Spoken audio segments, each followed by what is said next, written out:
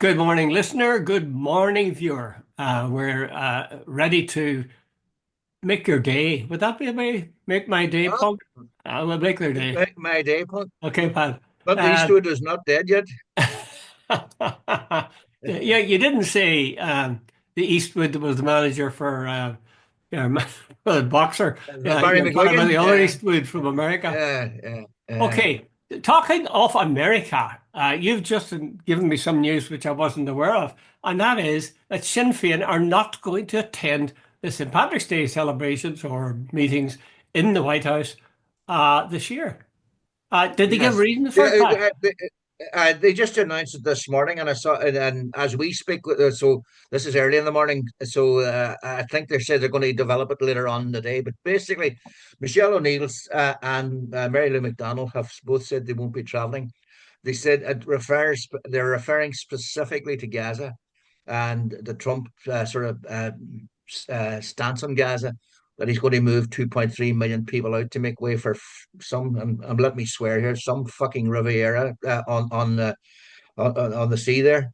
I think it's pretty disgusting. But anyway, Jude, they said that today that they are not going, and as a sort of they say it's a principal stance against the threat of mass expulsion from Gaza, Mhm. ethnic cleansing, and all the rest of it. And Jude, I agree with them, by the way, Jude, just in case. I think there has to be a tipping point somewhere. See, I'm listening to all the sort of the suits and the shirt and tie guys who are saying, but this is very, this is our economy and all the rest of it. Jude, see if you reach a stage that you can turn around and say massacres are all right, that the killing of people or shooting dead of mothers and children by snipers is okay, attacking hospitals is okay, attacking refugee centers is okay, basically bombing people to bits, dropping £2,000 bombs on people on tents. That's all right, as long as we can make big money from American companies. I'm saying, Jude, there's a tipping point for me, and it's been reached a long time ago. And Mhm. Jude, I am not. I am quite willing to eat grass rather than put up with that sort of shit. You're beginning to sound like a unionist to me. Anyway, I wonder. I agree. Actually, I total agreement with you. What has happened in Gaza is too horrible, just simply too horrible Yeah.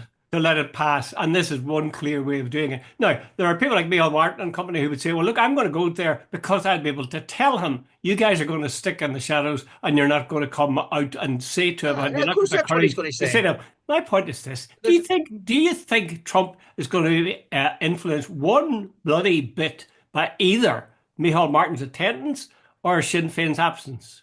Do you think it's going to make any difference to him or I don't think investing in so. Ireland? Judd, right, I'm going to sort of pivot here. I was listening to him the other night about the peace talks and just to go to take Yeah. it somewhere else, about Ukraine. He said all he's talking about what Ukraine will have to give up, that Mm. they'll have to give up territory, that they'll have to give up their NATO aspirations, that they'll have to give up sovereignty. And somebody asked him, basically, what's Russia going to have to give up? Oh, nothing. You know, like you sort of go, these are the morons that are, and we're playing ball. So, like, is Putin going to be done for war crimes? Is he going to be asked for reparations? No, is he going to be asked to withdraw his troops from a sovereign country? No, no, no. And yet these are the guys who are saying we're holding peace talks behind Europe's back and behind Ukraine's back. Yeah. Now, so right, let's go back to the Gaza. Like, this man has come out and said they're going to move 2.3 million people out of Gaza, going to Jordan or somewhere else, Egypt, and he's going to turn it into the Riviera of the Middle East. And Jude, we're supposed to also, oh, it's like saying the emperor there's no clothes and everybody to ignore it. Jude, that is insane. It is absolutely insane. And yet there are people saying, oh, great plan, Mr. President. Well, I'll tell you, Pat, I do believe I saw a poll. Now, I could be wrong in this, but I do believe I saw a poll of Americans, or maybe it was Trump followers. I don't want to be too definitive, Same thing. but the figure was 82% thought it was a good idea. This notion of pushing the Palestinians out of Gaza and clearing it Yeah, and making it a Riviera of the Middle East. That's kind yeah, of scary if that's the case. But anyway, let's stick to the issue. attends at the Paddy's Day events or not. And I think Sinn Féin admitted that they've learned from the last time. Yeah. They had an opportunity to stay away the last time and they didn't.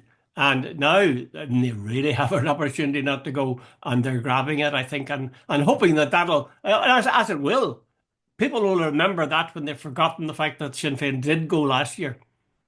Yeah. No, by the way, Jude, you're 100% right. Micheál Martin and the government are going to go, like, what is it? 3 or 4 big American companies provide the vast bulk of foreign direct investment earnings. Yeah. As we have said many times, the Republic is awash with cash, and a lot of that's from America. The other side of the story, Jude, you can bet your life Trump is going to try and blackmail Ireland into supporting American stance. But Jude, you sort of say to yourself, here's the bigger question, Jude. When is Europe and the UK and maybe other people going to turn around and say, what's happening in Gaza is an abomination? It's time we stop saying, no, what was famous George Orwell?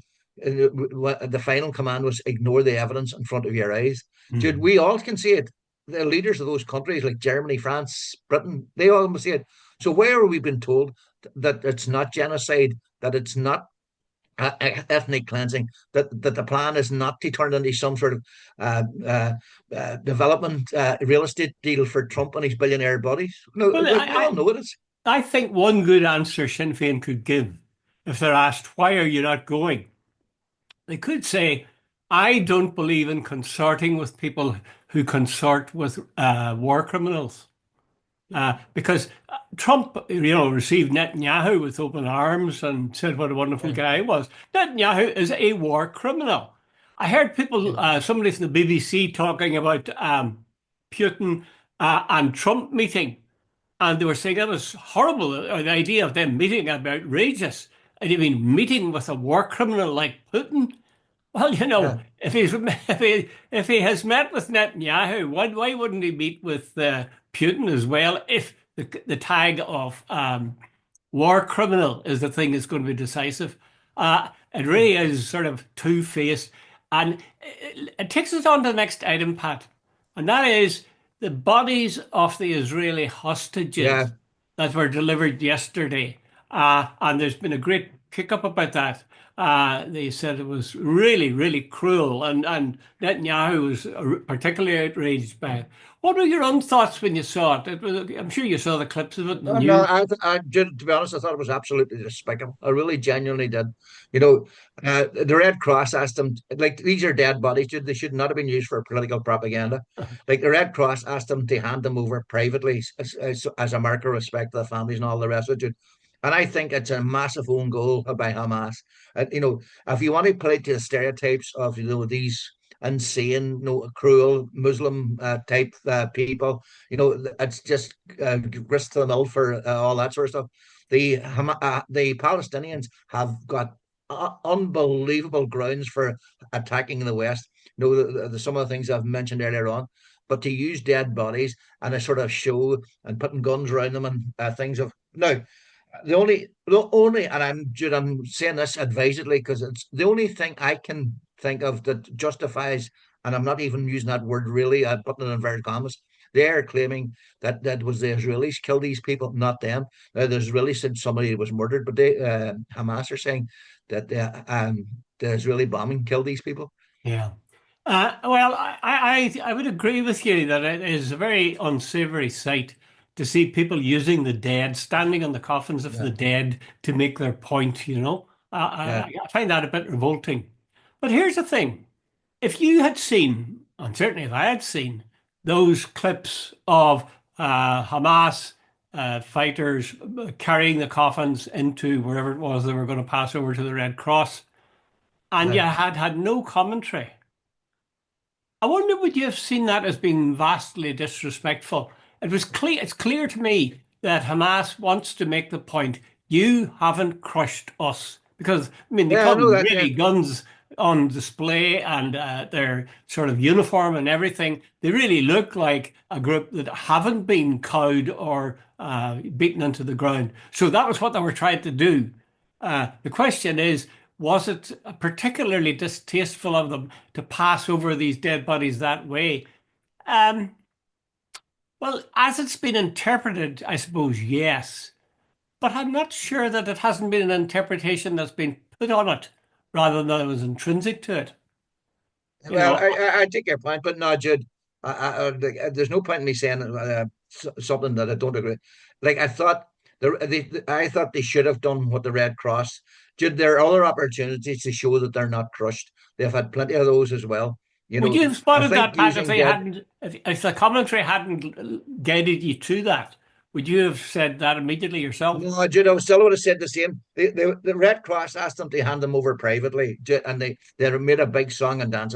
Jude, I don't think in any society, in any culture, in any sort of background, I don't think using dead bodies for propaganda purposes. Now, I can, as I said earlier, I can understand. And I take your point as well. They were basically saying, you know, the Israelis killed these people, not us. And they were making, and then that's why the poster of Netanyahu was in the background, you know, with the horns and the fang teeth Hmm. and so on. And also that they were making a point, we are not crushed and we can fight on type thing. I get all that. But Jude, there's something intrinsically, to use your word, wrong about using dead bodies. Hmm. I've always found it distasteful, I must say, but I still feel that you know, commentary guides us to see things a certain way. And Yeah, honestly, if there'd been no commentary, or if there'd been commentary, say, this is another case where Hamas pass over the bodies of people who've been yeah. killed to allow them to be buried in Israel. If they'd said that, I wouldn't have said, oh, that's out of case. No, That's I not the accept case. that, but Jude, no, no, I still think that there was a bit of a show of strength, that it was staged propaganda, and it had all that feel to it, Jude. Oh, All the yeah. Well, I guys in the mean, uniform and no, you know, and the poster in the background, Jude, they just should have handed the bodies over privately. there certainly was propaganda going on, and Hamas have been very busy doing that. But I mean, Yeah, I would say most Palestinians would say that's great, good for you. You thought there yeah, was pressure. I can understand. Jude, Mm, if I was a Palestinian, I can understand where they're coming from. And I can mm, understand they're saying the Israelis have shot our people. They've murdered all around them. They've denied us food, water. And we're made out to be some sort of subhuman in America and places like this. That there's at least 50,000 dead. There's a couple of 100,000 permanently injured. The Gaza has more amputees than any place on the planet by a factor of God knows how many, and so on. And they've taken every abuse that America and the West can throw at them, and Netanyahu. And Netanyahu is regarded as some sort of great hero in America. I yeah, can understand totally the hatred of the Palestinians. yeah. Well, Netanyahu said, it was the most cruel thing to do to treat the bodies like that, and you could make a case for that. But if you want an Mm. equation, would that be more cruel than what has happened on the Gaza Strip? The destruction and the burying of Yeah, people. I mean, there's ample evidence that snipers have shot dead 4 and 5 year old kids. There's ample evidence of it. There's ample evidence they've shot patients in hospital. There's evidence on video of patients being burned alive after a bomb was dropped on mhm, them and they couldn't get them out. You know, mhm. so I think it's a bit rich from Netanyahu and to talk about humanity and about how cruelty. The Israelis have done things that are beyond cruel, and the hypocrisy of Netanyahu and like the Americans put up this sort of thing about the bodies while ignoring the 99 other incidents out of the 100 of Israeli cruelty. Did you ever school to the Merchant of Venice, Pat? Yeah, yeah, yeah, I remember yeah, Shylock, who was the Jewish trader in that. And there yeah, was a yeah. line, I can't remember it exactly, but he talks about being, I'm a human being the same as you guys.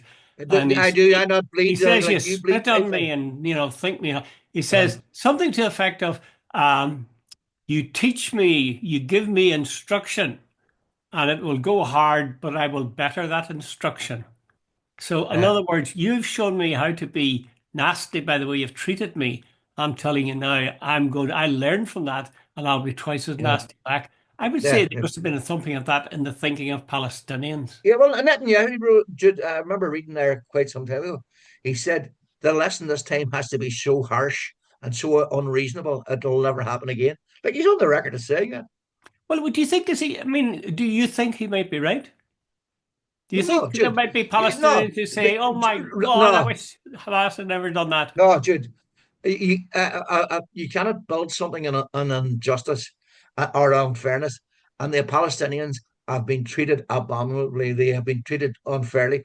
Basically, the Yeah. Israelis are trying to say that they're building something on total injustice. They're taking away Palestinian lands. They're treating them unbelievably. But you cannot build a just society on an unjust way. But that was triggered by Hamas invading Israel or part of Israel and taking those, killing 1,200 people or whatever. Would there Yeah. not be some Palestinians who have suffered terribly and lost members Mm. of family, some of them, everybody?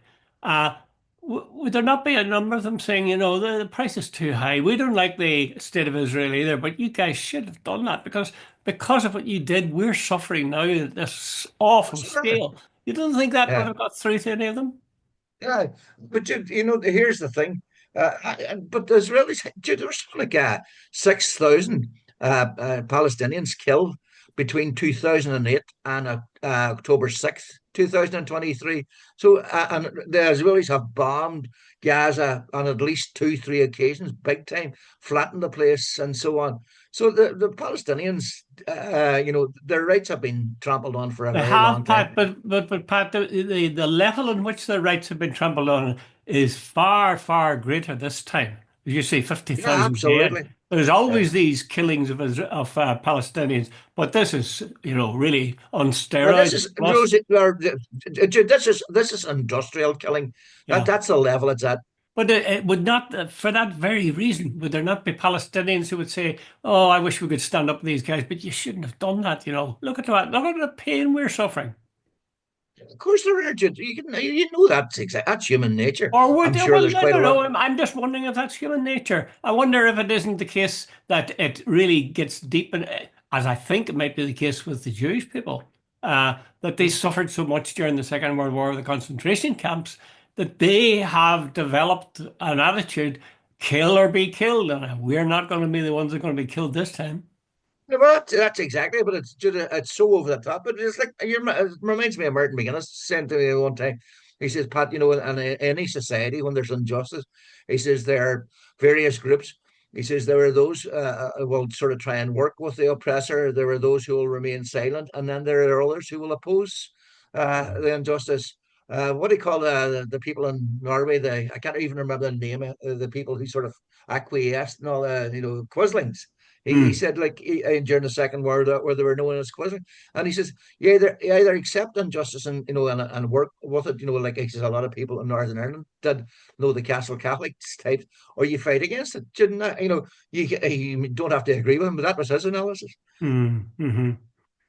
Well, I must say, unlike you, I wouldn't be as convinced that that was. Well, I don't think you're saying that. That Netanyahu said that it was the most cruel, perverse act ever could be done.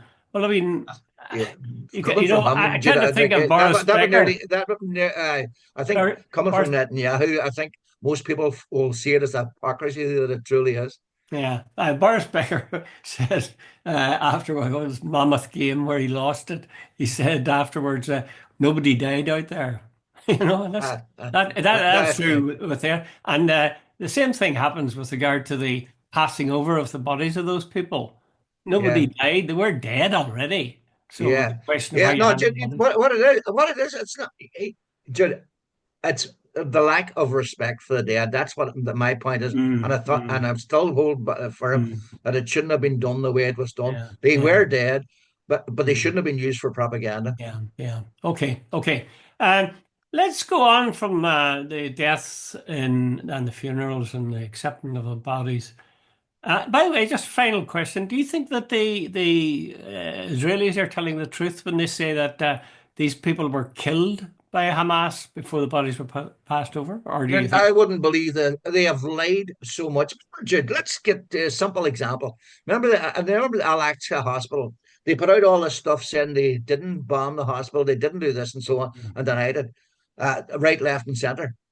But then we all know that now that they did bomb it, then they admitted bombing every bloody hospital and health centre and anything going. Mm, They mm, initially denied. Remember, there was a before the troubles, that they had shot dead. What do you call it? Al Jazeera woman, female reporter. They mm, denied right, left, and centre that they had shot her. Then, about a year later, they admitted they had shot her. Mhm. So, Mhm. Jude, why should we believe in the fog of war a single thing the Israelis say? Jude, there's a far more chance that these people who are being held hostage were killed on a bombing campaign by the Israelis Mhm. than by Hamas, because Hamas seemed to have, where they had live people, they kept them very much alive. In fact, a couple of the Israeli hostages said they were treated exceptionally well. So Mhm. why would we believe that Hamas killed a woman and two children? Yeah, well, there was some now, a couple of the people who were released were looking emaciated, they said, and they did look a bit Because they couldn't emaciated. get food to them. There was a couple of others. But there was also talk about some claims that they were tortured. I saw that in passing just in, I think, The Guardian. So it's hard to know these things, Well, whether or there's not. two or three ones. There's I don't know how true it is, because there was one guy said he had been treated amazingly well. There's a woman who said she had been treated.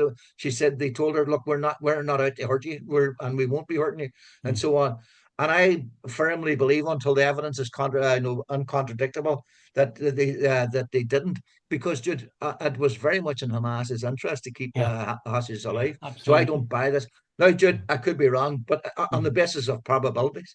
Hmm. They really must have some system of tunnels, when They really they were do. able to preserve as many of the hostages as they did, and of course Yeah, that they were able to still be a unit, a fighting unit, yeah, at the end of the amount yeah. of bombing that went But you on. just to divert and digress again.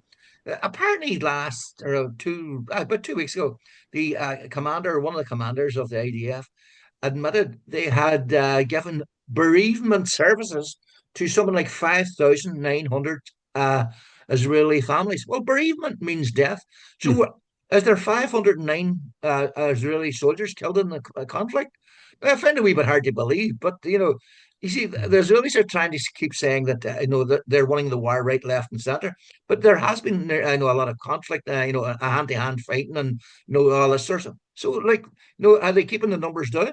Well, it's to be honest with you, I've never read any figures. I've read figures for the Hamas, and usually the reporters say these figures come from the Hamas-controlled government of Yeah, Gaza, uh, but I haven't heard figures for the number of Israelis. And I guess yeah, that would be in terms of morale, because there are people in Israel who are opposed to that war and the yeah. continuation of it. First of all, there's a relative of the people who are still hostage, but also there are people who, just on principle, would be against, attacking Gaza. In fact, they'd be in favor of treating the Palestinians like human beings, which would be quite a Yeah. reach. Okay, let's move to a nice light topic, Pat, although some people might take it very seriously, the Spanish kiss. Now, you've heard of French Oh, kissing. This is Spanish kissing. Um, I don't know what the guy's name is, but he was a big, big his name wig. was Luis Rubiales. Oh, a name like that. Ooh, Rubiales. And when the Spanish women's team won the World Cup, I guess, was it? He Yeah, was overjoyed. And I remember the players getting their medals, and I remember them coming along that line. And I yeah. remember whatever his name is. Say again, Pat. Rubiales. I'm such an ignorant so. Luis Rubiales. Lewis, Lewis Rubiales kissed the captain on the mouth. Yeah, And now over the last couple of months, she has said she was sort of molested, that this was forced on her, that she didn't consent to it. And she's been given 10,000, I think it's quid maybe, uh, ten in thousand euros. compensation for the sexual Yeah, attack. What do yeah. you think?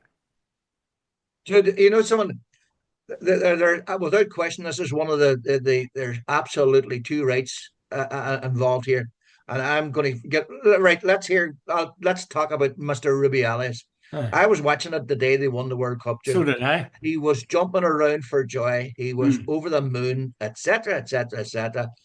They were coming along, etc., etc., etc., and he was hugging everybody, men, women, children, everything. Spain had won, and he was the chief executive, and so on. And along he comes, and he pats everybody and tell the rest. And what he call it, and he grabs your woman, The brilliant. captain. Her Yeah. name, I think, is Jennifer Hermoso. Yeah. And anyway, but then he did kiss her. Now, Jude, On the mouth. there was the fact that the courts decided it was sexual assault. Fair enough, but Jude. I don't think there was any premeditation.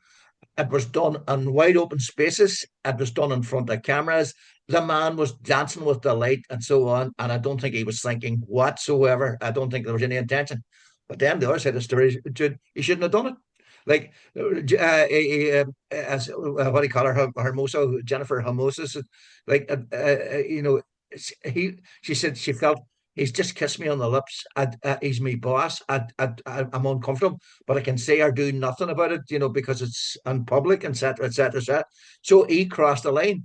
But I think this sort of thing, Jude, to try and make him out as some sort of predator or pervert or something, I think it's way, way over the top. And Mm. by the way, I do think, if you're going to ask me, I think it was a bit unfair.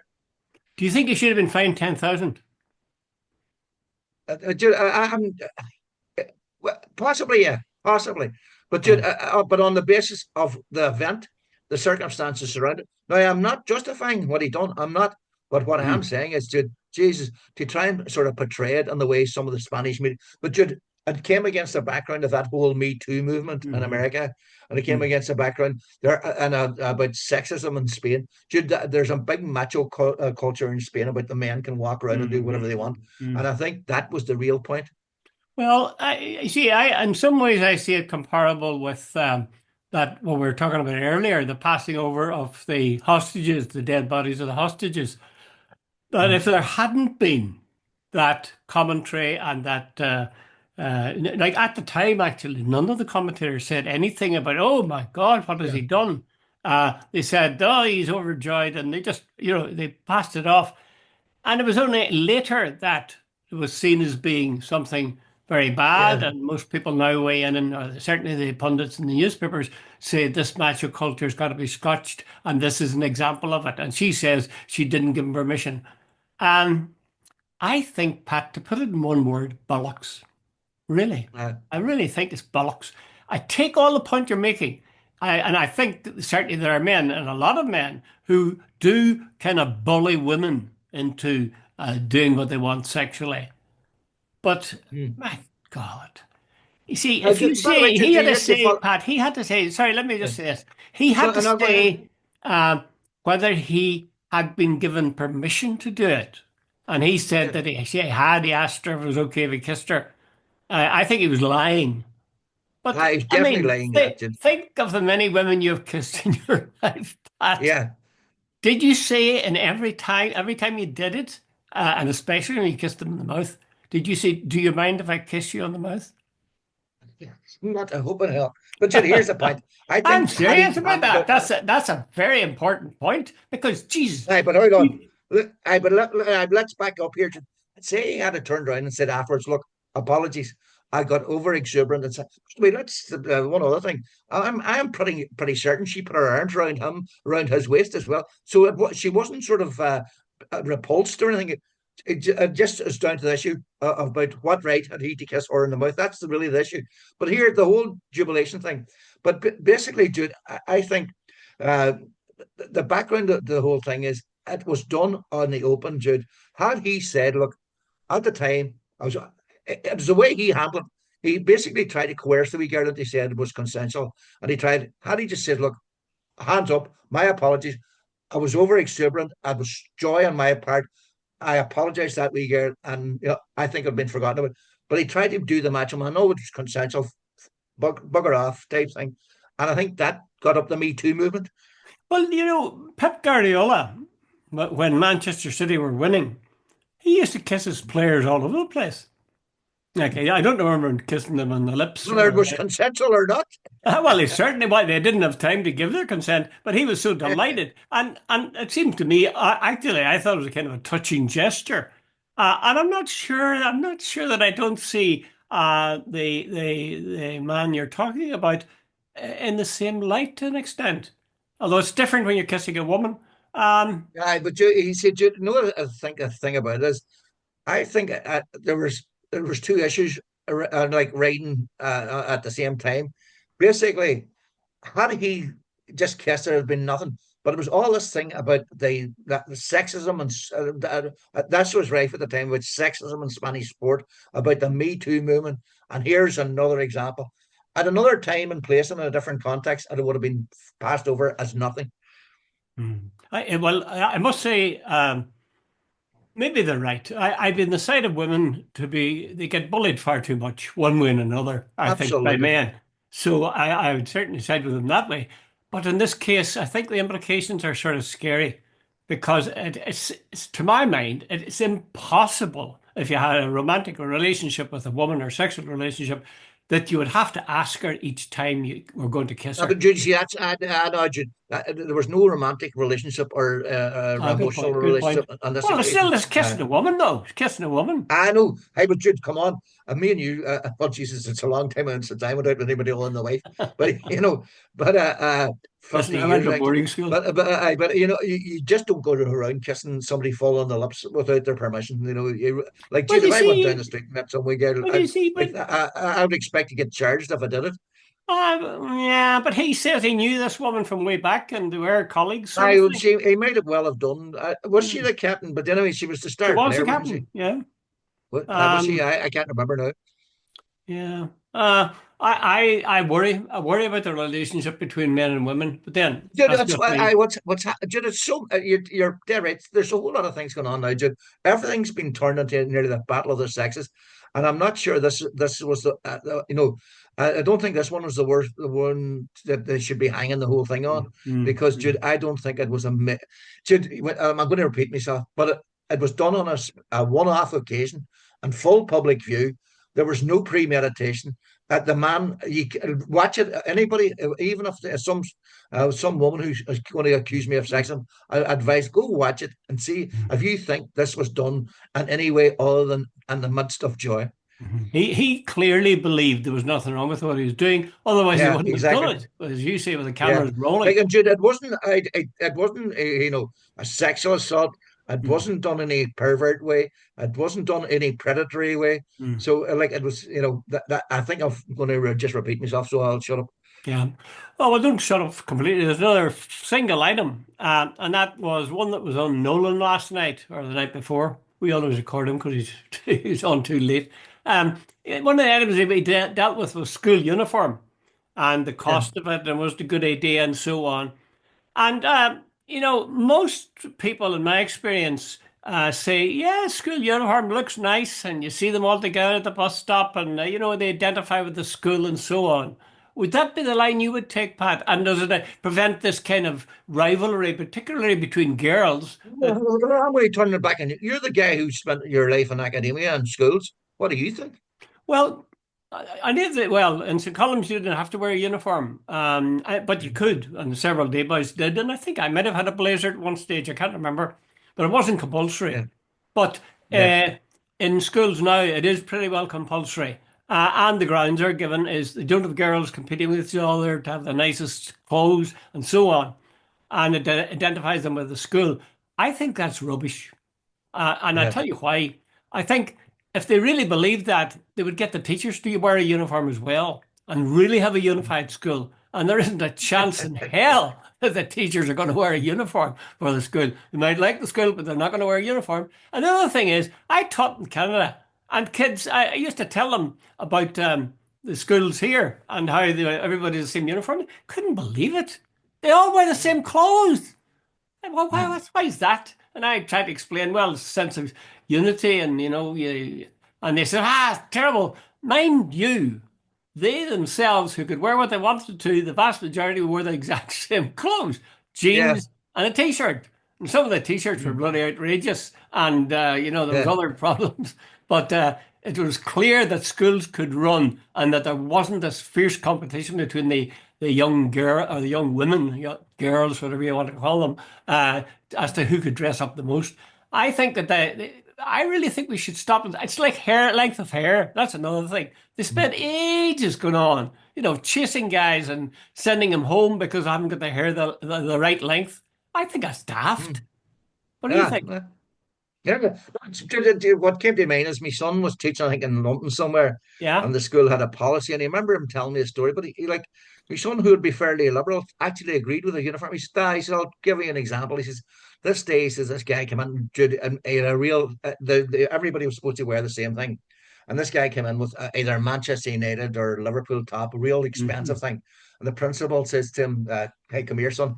you can't wear that there because whatever the fellow says, whatever. Anyway, the next thing about an hour later, his father arrived and have you got bugger all else to do than to do my son? Yeah. But the principal said to my son, is the point is we've got all socio-economic groups in here, and he says what we can't afford is some young fella strutting around. Look, this Mhm. my dad has just bought me this Uh, £150 Manchester yeah. United top, So and he says then so he says we put on the school uniform to equalise it so that everybody's the same, and I sort of agreed with that, Jude. okay, there is a point. I could argue with it further, but we're out of time, Pat.